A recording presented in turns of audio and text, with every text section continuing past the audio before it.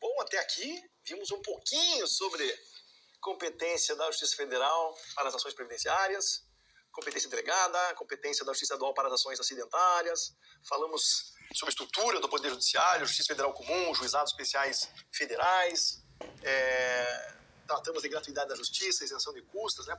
São pontos relativos ao acesso à justiça. Mais adiante, na outra disciplina, poderemos detalhar alguns pontos também dos juizados especiais federais e certamente uma pitada no sistema recursal dos juizados especiais. Agora, nesta parte final do nosso módulo, nós temos dois pontos interessantes sobre dois pontos. São dois encontros, dois módulos envolvendo acesso à justiça e interesse de agir. Então, passamos gratuidade da justiça, passamos competência e estrutura do Poder Judiciário e vamos entrar já num tema de dinâmica do acesso à justiça. A grande pergunta, né, que você fazia inicialmente nas ações previdenciárias é se eu posso buscar uma aposentadoria diretamente na justiça ou tenho que ficar na fila do INSS. Não tem mágica, né? Quer dizer, é preciso entender que a competência institucional para análise originária de um pedido de benefício previdenciário é reservada ou é atribuída, né, à administração pública previdenciária, ao INSS como órgão gestor da Previdência Social. Mas era a pergunta que sempre você fazia, né? Então, quando você falava em acesso à justiça, esse acesso à justiça é absoluto? Se diz que acesso à justiça, eu posso buscar meus direitos na justiça. Ora, nenhum direito é absoluto, né? Então, o artigo 5º, inciso 35 da Constituição, que diz que a lei não excluirá do Poder Judiciário lesão ou ameaça a direito, na verdade, não está assegurando ali, não é, um acesso ilimitado à justiça. É um acesso condicionado, é um direito condicionado. E isso foi muito bem dito pelo Supremo Tribunal Federal num julgamento que é assim a grande decisão diretriz para todos os problemas jurídicos envolvendo interesse de agir e acesso à justiça. Mas eu separei para o nosso encontro, nessa nossa pós, sobre o tema de interesse de agir, 5 momentos sobre o acesso à justiça no direito previdenciário. 5 momentos sobre acesso à justiça no direito previdenciário. São momentos que trazem perguntas distintas e que vão encontrando respostas à jurisprudência. No sentido de que condições devem ser respeitadas pelas partes para que possam promover uma ação de concessão, restabelecimento, revisão de benefício e terem um julgamento de mérito. Então, me parece esse é um ponto. E eu coloquei aqui esse slide, né, uma porta com cadeado, nessa fala sobre 5 momentos de acesso à justiça no direito previdenciário, porque está cada vez mais difícil, mais restritivo, eu consigo perceber o entendimento sobre o interesse de agir. E vou me explicar em relação aos pontos que estão aqui. O primeiro ponto, o primeiro momento desses 5 que eu consigo visualizar no que diz respeito ao tema do interesse de agir, era um momento em que se pensava ou se discutia aquilo que antecipei. Eu preciso ir no INSS antes de entrar na justiça? Era essa a pergunta. Para conceder para requerer uma aposentadoria por idade, pensão, auxílio-doença, né? Então a pergunta que você fazia é essa que está aqui no slide. Para configurar o interesse processual, há necessidade de previamente requerer o benefício na via administrativa? Essa pergunta, que foi feita por muito tempo, ela era respondida pela jurisprudência afirmativamente. Era para dizer, não, é verdade, você precisa inicialmente buscar no INSS e diante de um indeferimento administrativo, aí sim você pode buscar. Aí há uma resistência à tua pretensão, aí eu tenho uma pretensão resistida, eu tenho um conflito de interesses que somente pode ser resolvido pelo Poder Judiciário. Eu tenho a necessidade de acorrer ao Poder Judiciário. E essa orientação jurisprudencial ela foi chancelada pelo Supremo Tribunal Federal. Aquela decisão, a grande decisão que responde, que nós vamos buscar nela, não é, as diretrizes para resolver os problemas relativos ao interesse de agir e acesso à justiça em matéria previdenciária, é essa que está aqui. É o recurso ordinário 631/240, de relatoria do ministro Luiz Roberto Barroso, e o tema é de repercussão geral 350. Então, difícil que você vai ver uma decisão relativa ao interesse de agir que não passe pelo que disse ou pelo que se pensa ter dito o Supremo Tribunal Federal no âmbito desse recurso ordinário 631/240. O Supremo, no âmbito desse julgado, ele traz uma classificação das ações previdenciárias. Ele diz assim, olha, nós temos 3 tipos de ação previdenciária. Temos mais, mas o Supremo disse 3 e foi suficiente. Ele diz, nós temos ações de concessão do benefício, a pessoa não tem o benefício previdenciário e busca a obtenção de uma pretensão previdenciária, concessão inicial de um benefício previdenciário. A pessoa pode ter uma ação de restabelecimento de benefício previdenciário. Ela tinha um benefício previdenciário, o INSS cessou ou cancelou o benefício previdenciário. É interessante distinguir cessação de cancelamento de benefício previdenciário. A cessação de um benefício é o término normal da prestação previdenciária. Ele era pensado para durar determinado tempo. Imagine um auxílio-doença ou um auxílio por incapacidade temporária. Ele é concedido por, 160 dias, porque você entendeu que depois houve a recuperação, teve a alta médica, a recuperação da capacidade laboral. Então, cessa-se o benefício de auxílio por incapacidade temporária. Há um término normal. Os efeitos jurídicos desse benefício permanecem válidos, para contar como tempo de contribuição, inclusive, como tempo de carência, se intercalado com períodos de contribuição, para a manutenção da qualidade de segurado, como assegura o artigo 15 da Lei 8.213, no inciso 1º desse artigo 15. Então, a cessação do benefício como término normal. Pensão por morte, filho, que não é pessoa com deficiência, que não é inválido, cessa com 21 anos de idade. Alcançou a idade, não é pessoa com deficiência, não é inválido, término normal do benefício previdenciário. Já o cancelamento do benefício previdenciário tem a ver com uma concessão irregular desse benefício. Tem a ver com a anulação dos efeitos do ato administrativo que concedeu o benefício. Percebe-se ali que ou houve um erro de interpretação do servidor, ou houve fraude, ou houve uma concessão de benefício em desacordo com a lei, e aí se dará ali o cancelamento do benefício. Se respeitará o devido processo legal para exercício do direito de defesa, para que o segurado ou o dependente possa apresentar provas na defesa de seu direito, e aí sim poderá ser cancelado o benefício previdenciário.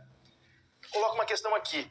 Na cessação do benefício, como são válidos os efeitos do ato administrativo que concedeu essa prestação previdenciária, não está em discussão, por óbvio, se tem que devolver ou não os valores que foram pagos pelo INSS, porque o pagamento se deu em consonância com a lei. Já no cancelamento de benefício previdenciário, no caso de concessão indevida de benefício, por fraude ou erro, ou o que seja, entra em discussão, sim, o dever de devolução dos valores pagos pela administração pública previdenciária, que pagou em desacordo com a lei.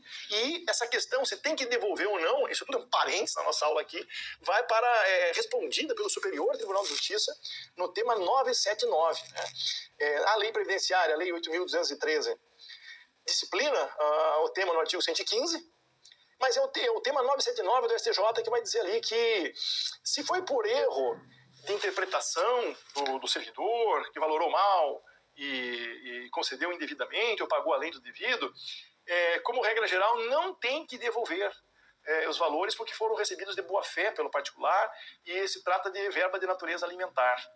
Se houve fraude ou dolo, aí há hipótese de concessão indevida e deverá haver devolução. Também o STJ, nesse tema 979, ele diz que se o benefício foi concedido mediante erro operacional, tipo, foi um erro no sistema, aí depende. Se o segurado demonstrar que foi o sistema que errou, mas que ele não tinha como saber que estava errado, ele não tem que devolver. Mas se era evidente o erro, e aí uma análise do caso, e assim decidiu o STJ paciência, aí deve haver a devolução. Eu fecho um parênteses aqui para colocar que, seja caso de cessação, seja caso de cancelamento de benefício, a ação própria para se discutir o direito do particular é a ação de restabelecimento de benefício previdenciário. É ali que se pretenderá a reativação do benefício e eventual pagamento de atrasados dos valores que deixaram de ser pagos.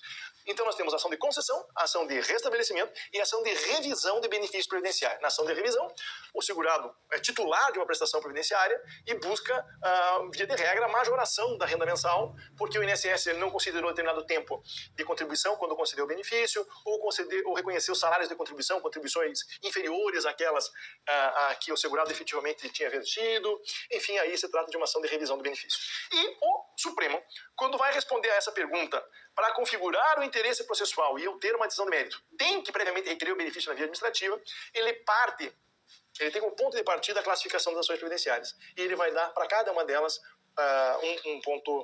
uma resposta distinta. Ele fala: para as ações de concessão de benefício previdenciário, é imprescindível, como regra geral, um prévio requerimento administrativo. Quer dizer, o INSS não tem como conceder de ofício, não vai sair perguntando, concedendo, né? Ainda não é assim. Principalmente isso nas aposentadorias espontâneas, nos benefícios programáveis, em que é possível um planejamento previdenciário para receber uma renda que se aproxime dos 8 mil, como vimos agora, que é o teto do valor dos benefícios no âmbito do regime geral da Previdência Social. Então, para ações de concessão, regra geral, prévio requerimento administrativo, que não se confunde com a exigência de exaurimento da via administrativa. que não se confunde com o exaurimento, com a exigência de exaurimento das instâncias administrativas. Como regra geral, é suficiente um indeferimento administrativo. Não é necessário que a parte, para configurar o interesse processual, tenha que esgotar os recursos na via administrativa até obter uma solução final de um conselho de recursos da Previdência Social, etc. Não. Com a decisão do INSS contrária aos interesses do particular, já se abre espaço para a propositura da ação de concessão do benefício previdenciário como regra geral. Mas o Supremo traz exceções. Ele diz, olha, mas se eu de antemão, diz o Supremo, se eu de antemão consigo perceber que o INSS indeferiria o benefício, porque é reiterado o entendimento do INSS contrário à pretensão da parte autora, aí é dispensável o prévio requerimento administrativo. Se a administração tem uma demora excessiva para a resposta, e essa demora excessiva ainda não está muito clara nem na lei,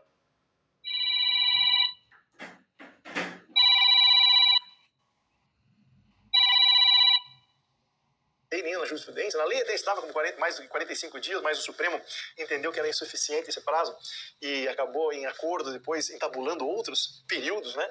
Mas o fato é que, se houver uma demora excessiva, é possível o ingresso da ação de concessão de benefício previdenciário, porque a demora excessiva configura lesão a direito. Perceba, essa palavra que eu usei agora, lesão a direito, ela é uma palavra-chave para se configurar o interesse processual, para se configurar o direito de acesso à justiça. É com o não do INSS que, em tese, há uma lesão a direito no particular. Se diz em tese, porque vamos ver, no caso concreto, na ação judicial, se há de fato uma lesão a direito, se operou indevidamente e ilegalmente o INSS ou não. Na ação de concessão, quando há demora excessiva, você entende que ali já há uma lesão a direito e permitiria também ao particular ingressar com a ação de concessão de benefício, independentemente de um não do INSS, de um indeferimento do benefício. Como regra geral, isso. Poderia se colocar uma questão desde logo, o Supremo acabou colocando isso num tratamento transitório que ofereceu quando desse julgado, recomenda-se a leitura, né? Não limite esse curso de pós-graduação, as aulas, por melhores que sejam, e certamente são, material complementar, mas vão aos precedentes, né? Façam as leituras complementares, não se limitam às emendas, né? Vão a fundo para poderem trabalhar com segurança necessária, né? E para o bom desenvolvimento profissional. Bom, o Supremo coloca uma questão interessante que também já era praxe na justiça previdenciária. Imagine uma situação em que o segurado ingressa com uma ação de concessão de aposentadoria por idade e não requereu o benefício na via administrativa. Não tinha interesse em agir. Aí vai o INSS e, na sua contestação, levanta uma preliminar. Falta de interesse de agir.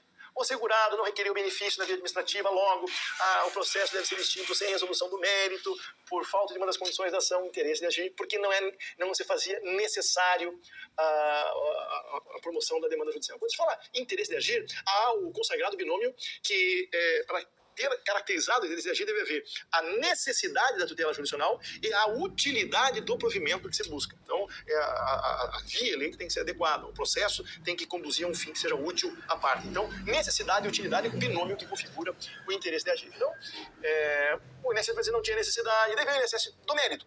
No mérito, a parte não tem direito à aposentadoria por idade, porque esse período não pode ser reconhecido como carência, apesar de que a idade não tem tempo de contribuição suficiente, etc. Peraí. A partir do momento em que o INSS contesta a questão de fundo, a partir do momento que o INSS impugna a questão do mérito, a matéria de mérito, ele está oferecendo resistência à pretensão da parte autora ali diante do juízo. Quer dizer, torna-se necessária a tutela jurisdicional. De maneira que, se quando, na propositura da ação judicial, não havia interesse processual, não era necessária a tutela jurisdicional, porque não havia o requerimento administrativo, o que se tem é um interesse processual superveniente. Uma necessidade superveniente porque o INSS está contestando, o INSS está resistindo, está dizendo que não concederá o benefício. Não tem sentido você remeter a parte autora ao INSS apenas por um culto à forma, por um formalismo, sabendo de antemão que o INSS irá indeferir. E me parece esse é um ponto importante. Voltando a uma das exceções em relação ao interesse de agir. Se de antemão se sabe que o INSS vai indeferir uma prestação previdenciária, o Supremo Tribunal Federal está dizendo, no tema 350, tão citado, tão valorizado, que é despicienda, é desnecessária a via administrativa, um prévio requerimento administrativo. Bom, isso para ações de concessão, como regra geral. Para as ações de restabelecimento de benefício, se entendeu que, como regra, era desnecessário um prévio requerimento de restabelecimento. Por quê? Com a cessação ou o cancelamento do benefício previdenciário, o INSS já lesaria, em tese, direito do particular. De maneira que a única maneira de proteger esse direito lesado seria ingressar com a ação competente de restabelecimento de benefício. Então, como regra geral, para as ações de restabelecimento de benefício previdenciário, não é exigido o prévio requerimento administrativo de restabelecimento. Há uma exceção em relação ao diploma legal, publicado posteriormente a essa decisão do Supremo Tribunal Federal, que é de 2012, 2013, por ali. E esse diploma legal é de 2017, 2016, 2017. O que acontece é que houve uma alteração no regime jurídico do auxílio-doença, artigo 60 e parágrafos da Lei 8.213. Nesse dispositivo legal, artigo 60, veio para o nível legal, legislativo, um procedimento de estimativa de alta médica. Então, como funcionava o auxílio-doença? O auxílio-doença, hoje chamado auxílio por incapacidade temporária. A parte figurada lá, o médico dizia, olha, eu vou te conceder um auxílio-doença aqui por 90 dias. Daqui a 90 dias você volta, que eu vou verificar se você está de alta. Aí, ele voltava daí 90 dias, o perito médico federal analisava a situação e dizia, olha, você precisa mais 30 dias, vou te conceder mais 30 dias. Aí você volta daqui 30 dias. Aí, daí 30 dias voltava. Aí o médico dizia, realmente, alta médica, você agora pode voltar. Então, era assim, somente cessava o auxílio-doença com um ato médico que identificasse a recuperação da capacidade laboral. Isso mudou com a Lei 13.457 de 2017, portanto, no ano de 2017. Ali se altera o regime do auxílio-doença por incapacidade temporária, já era uma praxis administrativa por normas infralegais, mas isso vem para a lei em 2017, e agora nós temos a chamada alta programada, ou temos uma estimativa da recuperação.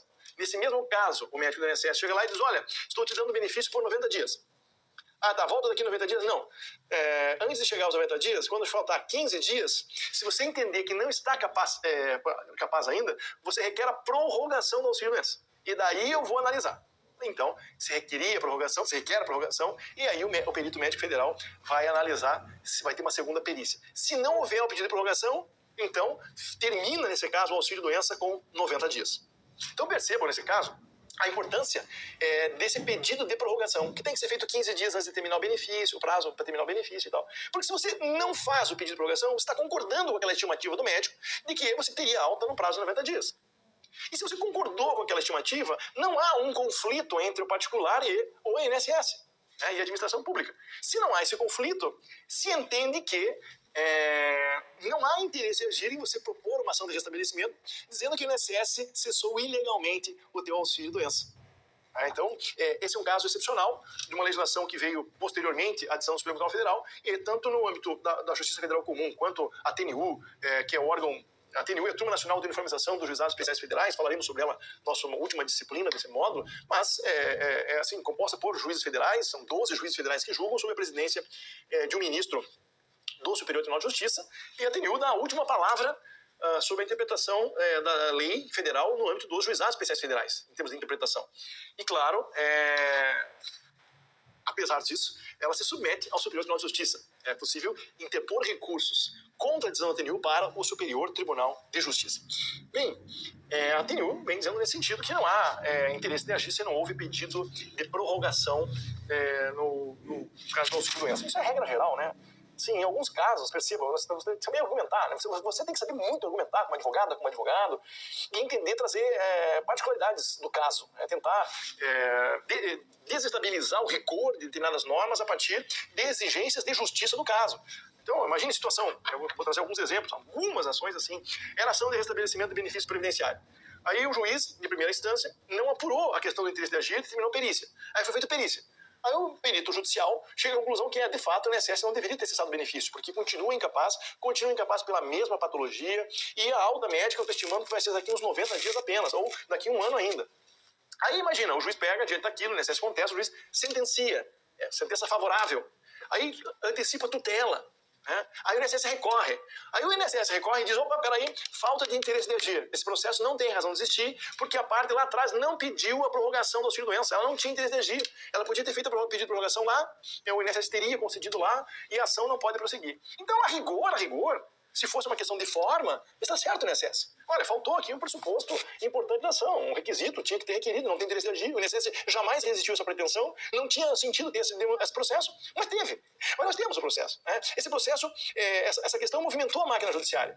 E no final das contas, nós estamos apurando que o benefício é devido. Foi feita uma perícia judicial, foi feita uma sentença, a pessoa já está recebendo o benefício por força da tutela antecipada que o juiz de primeira instância concedeu. Agora, eu no tribunal ou na instância recursal, na turma recursal, vou pegar e vou anular todo esse processo, vou extinguir o processo em julgamento mérito, vou mandar a parte devolver os valores que recebeu porque seriam indevidamente. E agora você vai perguntar, mas tem que devolver os valores que a parte recebe por força de tutela antecipada? Vou falar baixo. Dá uma olhadinha no tema 692 do Superior Tribunal de Justiça. O tema 692 do Superior Tribunal de Justiça diz que sim, com todas as críticas que se possa levantar a essa decisão do Superior Tribunal de Justiça, este Tribunal Superior conclui que é devida a devolução dos valores porque era uma decisão provisória de natureza precária, não era possível de a pessoa confiar na estabilidade daquela decisão, que ela seria imutável, ela não tinha, portanto, boa-fé objetiva, de maneira que deve haver a devolução dos valores, e depois disso, senhoras e senhores, o STJ mais recentemente disse que pode haver desconto dos valores, nós temos o artigo 115 da Lei 8.213, desconto do pagamento do benefício, se a parte estiver recebendo benefício, e pode haver cobrança, inclusive com execução e penhora nos próprios autos em que a parte autora promoveu a ação de concessão do benefício. Então, essa é uma questão, uma decisão lamentável, com todo respeito aos julgadores, com todo respeito que é devido ao colégio do Superior da Justiça, uma decisão lamentável em termos de direitos sociais. Tive a oportunidade de criticar isso, de criticar essa decisão em vários artigos e também no direito processual previdenciário. Pois bem, como regra geral, então, a ação de restabelecimento não precisa... Tem uma pensão por morte, foi cancelada porque se entendeu que foi concedido indevidamente o benefício. Pode ingressar diretamente com a ação de restabelecimento. Aqui uma ação de... Foi cessada uma aposentadoria por incapacidade permanente, a antiga aposentadoria por invalidez. Pode ingressar diretamente com a ação de restabelecimento sem prévio requerimento de revisão. De restabelecimento. E ação de revisão de benefício para fechar essa parte desse primeiro momento do interesse de agir. Bom, para ação de revisão de benefício, para ação de revisão, o Supremo Tribunal Federal diz que, como regra geral, não é necessário um prévio requerimento administrativo, porque o INSS tem o dever de orientar o segurado quanto aos seus direitos e de conceder o benefício mais vantajoso. E se, ao conceder um benefício ao segurado, o fez concedendo um benefício menos vantajoso ou em valor menor, ele, em tese, lesou a direito do particular. De maneira que, para as ações revisionais, como regra geral, é possível o manejo direto da ação de revisão de benefício, sem se falar num prévio requerimento de revisão de benefício.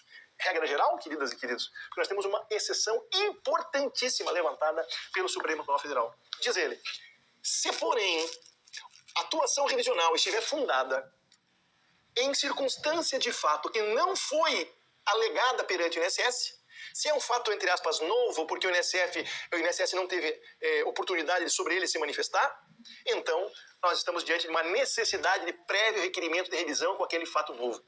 Então, se eu quero uma revisão de aposentadoria por tempo de contribuição, reconhecendo-se um determinado tempo especial ou um tempo rural, é possível, mas se esse tempo rural ou tempo especial não estiver no processo administrativo de concessão do benefício, nenhum indício havia sobre essas circunstâncias fáticas, nós estamos diante da exceção aqui e deve haver um prévio pedido de revisão de benefício, de maneira a caracterizar o interesse de agir para as ações de revisão de benefício. Então, nesse primeiro momento, nós estamos aqui colocando as primeiras luzes sobre o interesse processual, sobre o acesso à justiça. A grande pergunta é preciso ir primeiramente em juízo ou não? Era esse o momento? Éramos felizes e não sabíamos, porque a coisa vai mudar e vai apertar na sequência. Fique muito firme aí e não desanime, porque nós estamos aqui para aprimorar o conhecimento e facilitar o acesso à justiça. Ação de concessão, regra geral, prévio requerimento administrativo.